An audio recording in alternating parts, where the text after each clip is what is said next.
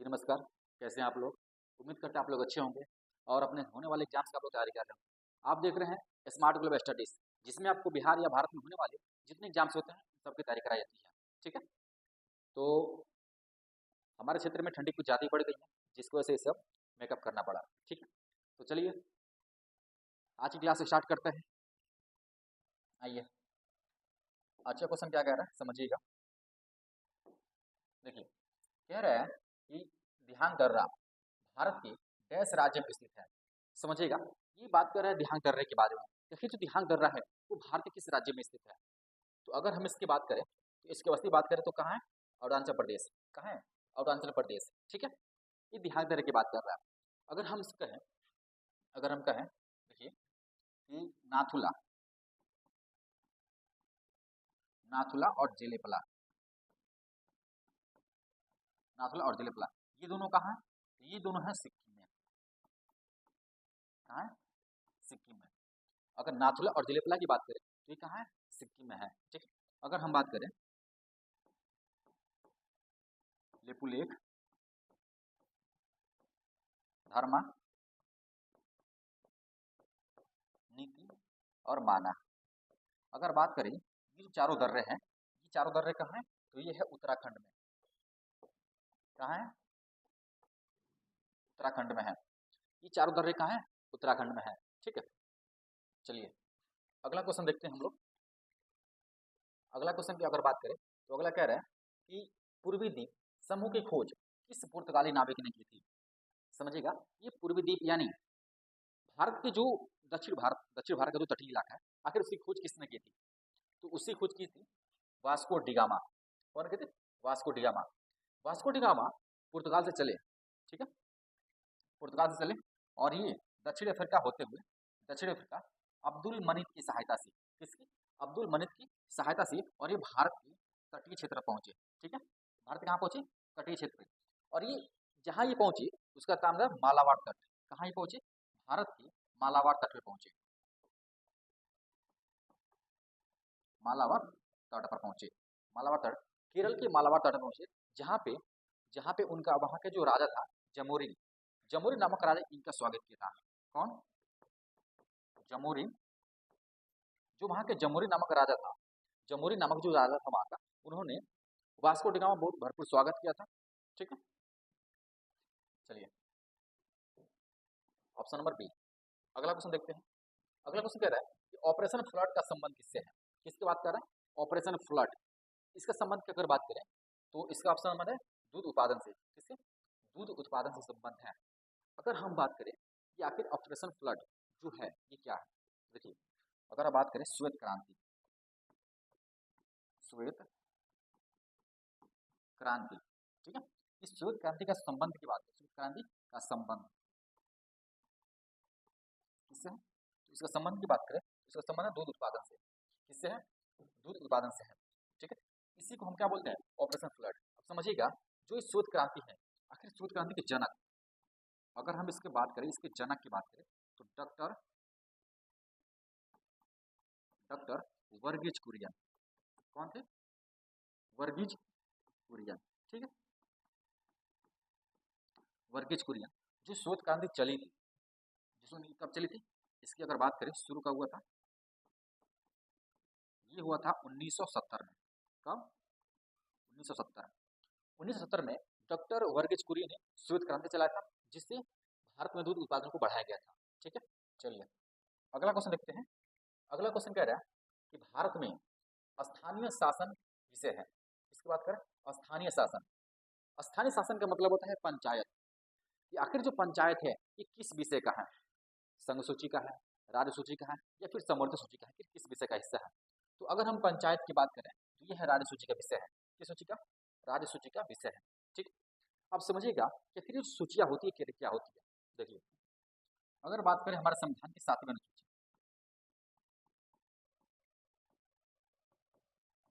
संविधान की 7वीं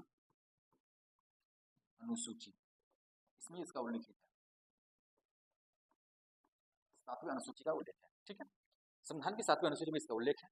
समझिएगा, ये संविधान की 7वीं अनुसूची में बात किया गया है राज्य सूची, संघ सूची, किसकी? देखिएगा, राज्य सूची, ठीक है, संघ सूची, संघ सूची, समवर्ती सूची, समवर्ती सूची, ठीक है। समझिए, ये जो राज्य सूची होती है इस पर जो कानून बनाने का अधिकार होता है, देखिए तो जो राज्य सूची होता है इस पर कानून बनाने का अधिकार किसके पास होता है? राज्य सरकार के पास। किसके पास? राज्य सरकार के पास, ठीक है। यानी राज्य सूची में जितने विषय होते हैं, राज्य सूची में जितने विषय होते हैं उस पर कानून बनाने का अधिकार किसको होता है? राज्य सरकार को होता है। संघ सूची में जितने विषय होते हैं, संघ सूची में जितने विषय होते हैं इस पर कानून बनाने का अधिकार होता है केंद्र सरकार, सेंट्रल गवर्नमेंट का, ठीक है। केंद्र सरकार का ऐसा काम होता है। अगर हम बात करें समवर्ती सूची की, किसकी बात करें? समवर्ती सूची की, इस पे दोनों बनाते हैं, राज्य सरकार और केंद्र सरकार, दोनों मिलकर राज्य सरकार और केंद्र सरकार दोनों मिलकर किस पर? समवर्ती सूची पर कानून बनाते हैं। लेकिन कभी ऐसा हो जाए किसी एक बात पर, किसी एक बात पर बहस हो जाए, राज्य सरकार कहे कि ना ये कानून बनना चाहिए, केंद्र सरकार कहे कि नहीं ये कानून बनना चाहिए, तो अगर कभी ऐसा स्थिति आ रहा है तो उस स्थिति में केंद्र सरकार की बातों को मानना जाएगा, राज्य सरकार की नहीं। उस समय वरीयता किसको दी जाएगी? केंद्र सरकार की, ठीक। अगर देखिए, अगर एक और सूची होती है इसका नाम है अवशिष्ट सूची। क्या होती है? अवशिष्ट सूची। क्या होगी? अवशिष्ट सूची। अवशिष्ट सूची की अगर हम बात करें तो इसमें वो चीज आते हैं जैसे अंतरिक्ष हो गया या फिर डीआरडीओ हो गया, ठीक है, या भारत में या फिर जो भी नई चीज खोज होती है उस सब किस में आएगी? उस सब आएगी अवशिष्ट सूची में। और इस पर अधिकार की बात करें तो इस पर अधिकार किसका होता है? इस पर अधिकार होता है केंद्र सरकार का। इसका अधिकार होगा केंद्र सरकार का, ठीक है। चलिए अगला क्वेश्चन देखते हैं। अगला क्वेश्चन कह रहा है कि संविधान,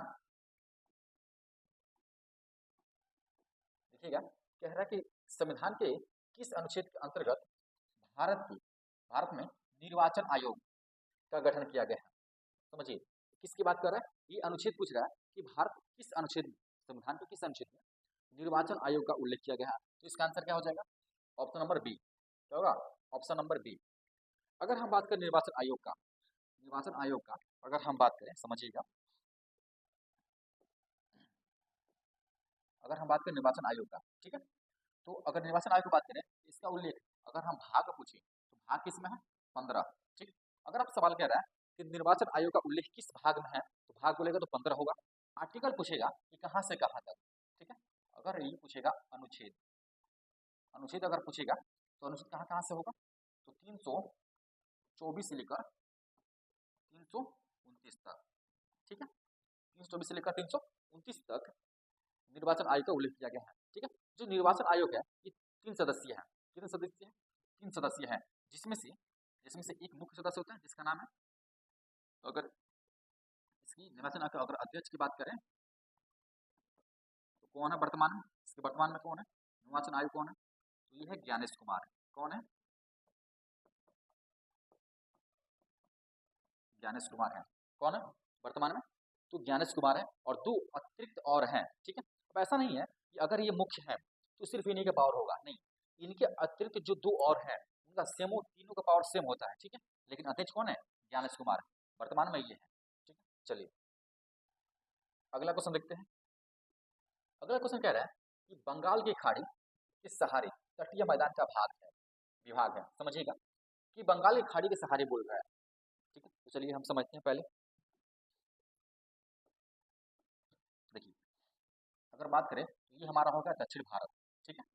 अगर हम बात करें इसकी तटीय की, समझिएगा, तो जो ये देखिएगा ये जो इलाका क्षेत्र है यहाँ तक दमन एंड दीव तक, इसको बोलते हैं काठियावाड़ा तट। क्या बोलते हैं? काठियावाड़ा तट, ठीक है। फिर यहाँ से लेकर और ये गोवा तक, ये हो गया दमन, ठीक है।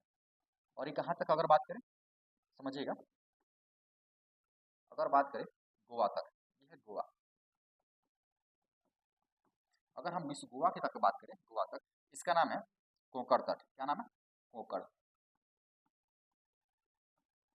कोंकण तट, ठीक है। अब गोवा से लेकर, समझिएगा,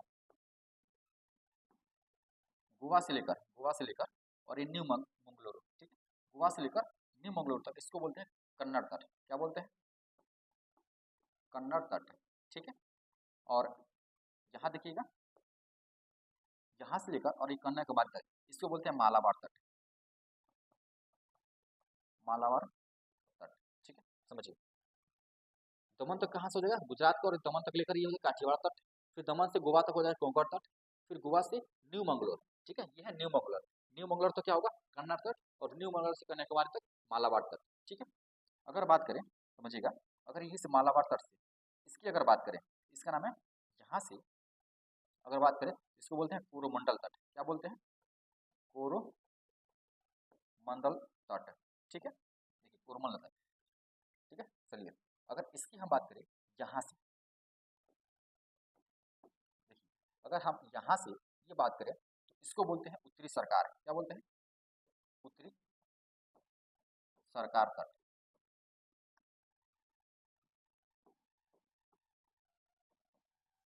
उत्तरी सरकार तट, ठीक है, उत्तरी सरकार तट, ये हो गया उत्तरी सरकार तट, ठीक है, और उधर पश्चिम बंगाल हो गया। चलिए, तो अगर हम बात करें तो ये है, देखिए, ये है बंगाल की खाड़ी, कौन सी है, बंगाल की खाड़ी, सॉरी, ये अरब सागर है, ये क्या है, अरब सागर, ठीक है, और ये है बंगाल की खाड़ी, ये क्या है, बंगाल की खाड़ी, ठीक है।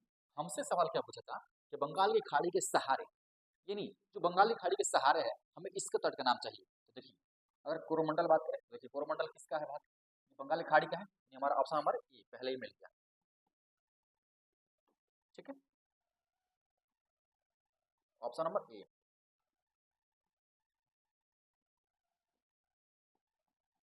ऑप्शन नंबर ए होगा, ठीक है। कोंकण तट, देखिए कोंकण तट किसका है, ये जो अरब सागर का है, कन्नड़ तट, देखिए कन्नड़ तट, ये भी किसका है, अरब सागर का। मालाबार तट, देखिए मालाबार तट ये भी इसी का है, काठियावाड़ तट भी इसी का है, ठीक है। चलिए, ये हमारा है कन्याकुमारी। चलिए, आगे देखते हैं, आगे क्वेश्चन कह रहा है कि निम्नलिखित में से किसे तैरते द्वीपों की झील कहा जाता है, समझिएगा, पूछ रहा है कि किसे तैरते द्वीपों का झील कहा जाता है। तो अगर हम इसका आंसर की बात करें, इसका आंसर तो देखिएगा, समझिए, तैरते द्वीपों की अगर बात करें, ये हो जाएगी हमारा कौन सा, लोकटक झील, कौन सा होगा, लोकटक झील, समझिएगा। अगर हम बात करें भारत के मणिपुर राज्य में, मणिपुर राज्य, ठीक है, मणिपुर राज्य में एक झील है, कौन सा झील है, एक झील है, और इस झील का नाम है लोकटक झील, लोकटक झील, ठीक है। और इसी झील में, लोकटक झील, और एक ऐसा झील है, ये तैरते द्वीपों का झील है, यहाँ पे जो द्वीप है वहाँ पे तैरते हैं, क्या तैरते हैं, यहाँ के जो द्वीप होते हैं तैरते हैं, और इसी झील में एक नेशनल पार्क है, एक नेशनल पार्क है, और उस नेशनल पार्क का नाम है केबुल लामजाओ नेशनल पार्क, ठीक है, क्या नाम है, केबुल लामजाओ, केबुल लामजाओ नेशनल पार्क, ठीक है, समझिएगा। जो लोकटक झील है, इसी लोकटक झील में केवल नेशनल पार्क है, जो एकमात्र, जो विश्व का एकमात्र तैरता हुआ नेशनल पार्क है, विश्व का एकमात्र तैरता हुआ नेशनल पार्क कौन सा है, केबुल नेशनल पार्क, और है कहाँ ये, लोकटक झील में, लोकटक झील कहाँ है, मणिपुर में है, ठीक है। चलिए, अगर बात करें पुलिकट झील की, पुलिकट झील तो ये आंध्र प्रदेश और तमिलनाडु के बॉर्डर पे है, ठीक है, आंध्र प्रदेश और तमिलनाडु के बॉर्डर पे, क्या लिखते हैं, आंध्र प्रदेश और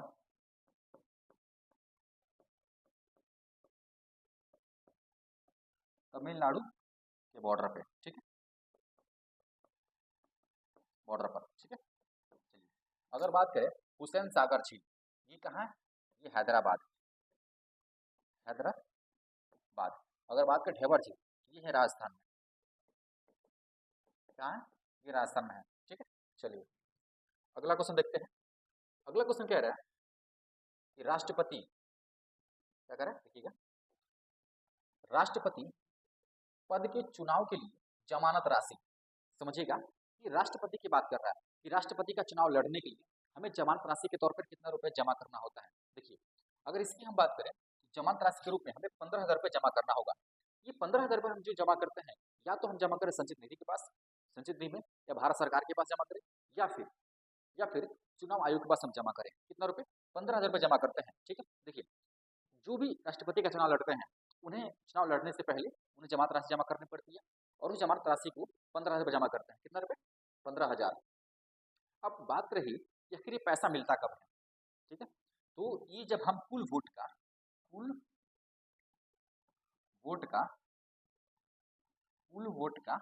1/6 हिस्सा, कितना? 1/6 हिस्सा अगर हम प्राप्त कर रहे हैं कुल वोट का 1/6 हिस्सा अगर हम प्राप्त कर रहे हैं तो हमारा ये 15,000 रुपये वापस हमें मिलेगा, अन्यथा हमारी ये राशि जब्त कर ली जाएगी। ठीक है, अगर बात करें कि राष्ट्रपति का चुनाव लड़ने के लिए हमें कितने क्या चाहिए, तो इसके लिए हमें 50 अनुमोदक, कितने? 50 अनुमोदक और 50 प्रस्तावक की आवश्यकता पड़ती है। प्रस्तावक, ठीक है, समझिएगा। राष्ट्रपति का हमें चुनाव लड़ने के लिए 50 अनुमोदक और 50 प्रस्तावक की हमें आवश्यकता पड़ती है। अगर इतने लोगों को सहमति रहेगी तभी हम राष्ट्रपति का चुनाव लड़ सकते हैं। अगर इतने लोगों को सहमति नहीं रही तो हम चुनाव नहीं लड़ सकते। ठीक है, चलिए अगर बात करें राष्ट्रपति के चुनाव में, चलिए आगे देखते हैं।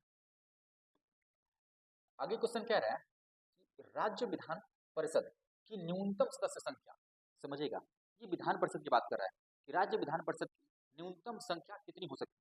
आखिर न्यूनतम सदस्य की संख्या कितनी हो सकती है, तो इसका आंसर हो जाएगा 40। क्या हो जाएगा? 40। क्या होगा? 40 होगा। ठीक, न्यूनतम तो 40 होगा, लेकिन विधान परिषद की बात करें कि राज्य विधान परिषद की अधिकतम सीटें कितनी? देखिए न्यूनतम अगर हम बात करें, समझिएगा न्यूनतम कितना हो गया? 40 हो गया।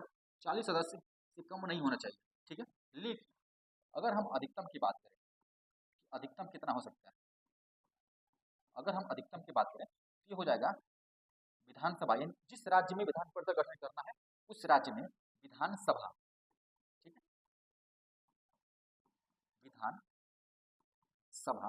विधानसभा का 1/3,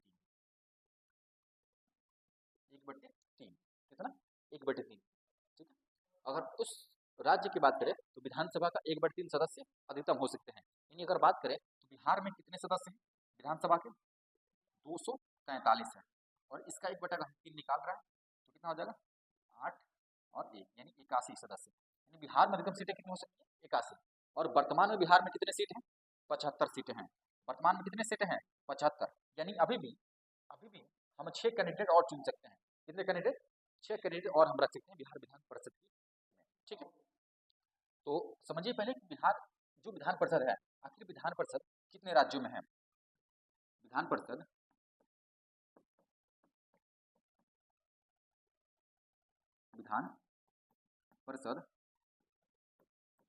भारत के 6 राज्य में है। ठीक है, कितने राज्य में है? 6 राज्य में है। कौन कौन से? पहला हो जाएगा बिहार, ठीक है, फिर यूपी, फिर कर्नाटक, फिर महाराष्ट्र,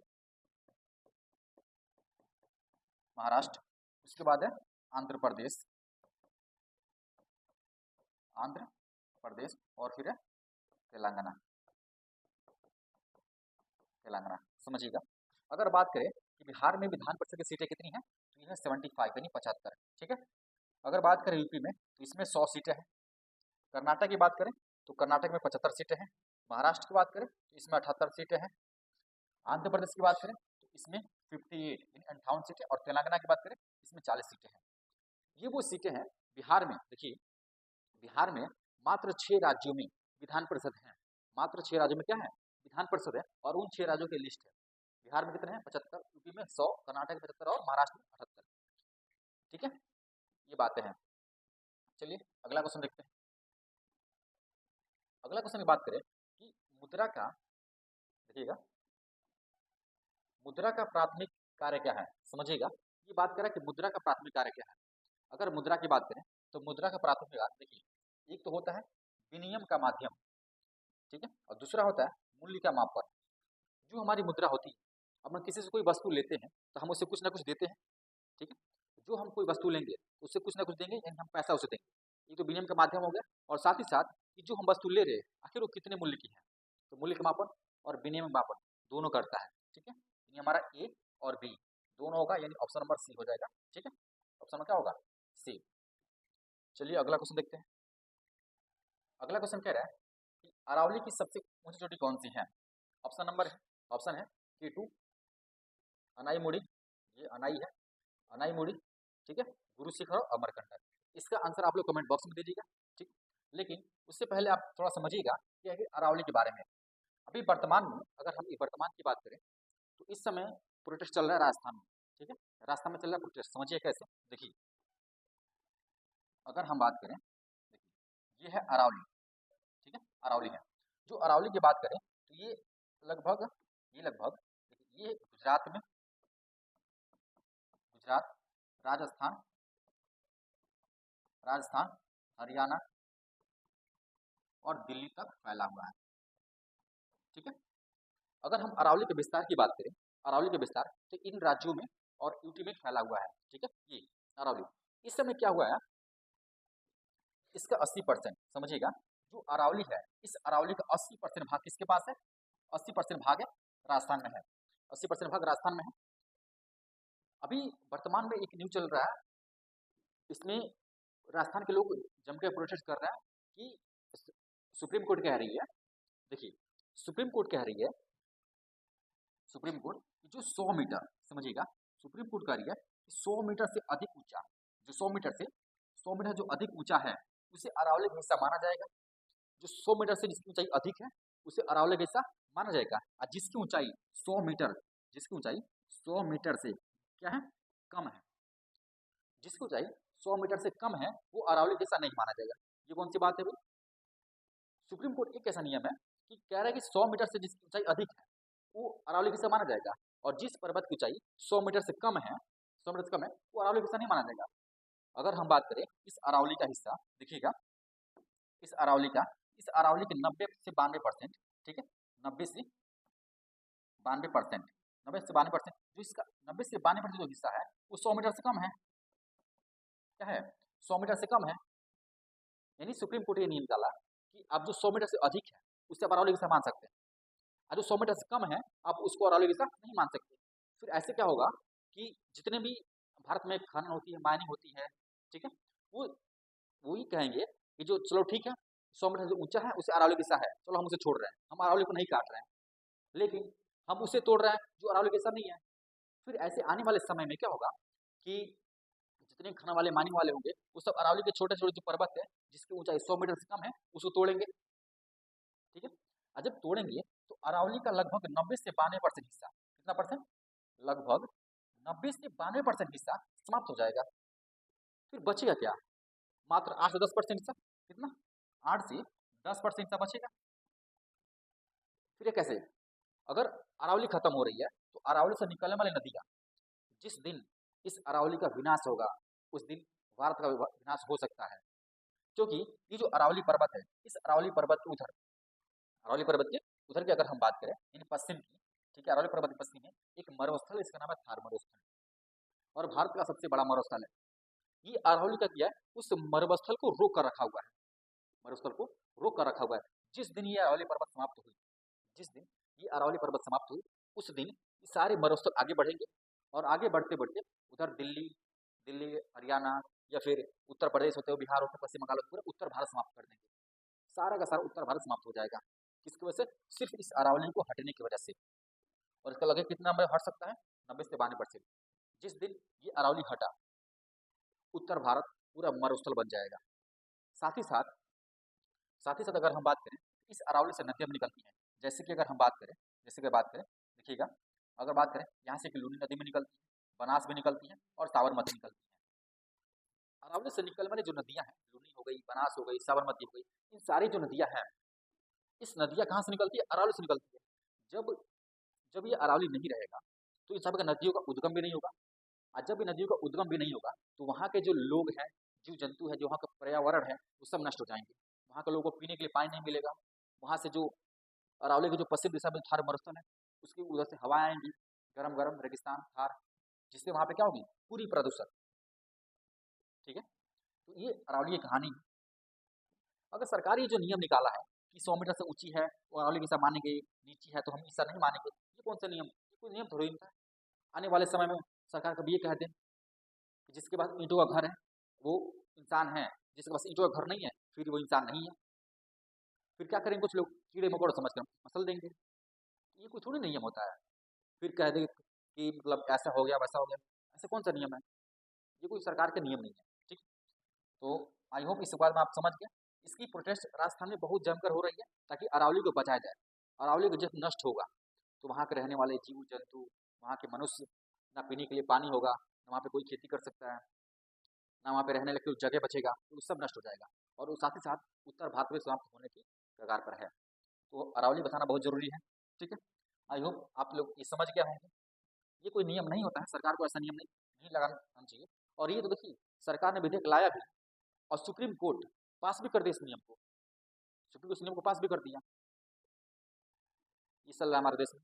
तो चलिए, आप लोग इस बात को समझ गए होंगे। अब इसका आंसर आप लोग दीजिए कमेंट बॉक्स में, आखिर इसका अरावली की सबसे छोटी कौन सी है, ठीक है? मिलते हैं आपसे अगले क्लास में। अगर आपको ये क्लास अच्छी लग रही है तो आप अपने दोस्तों के पास शेयर करें ताकि उनको भी इस क्लास का लाभ मिल सके, ठीक है? मिलते हैं आपसे अगले क्लास में, तब तक के लिए जय हिंद।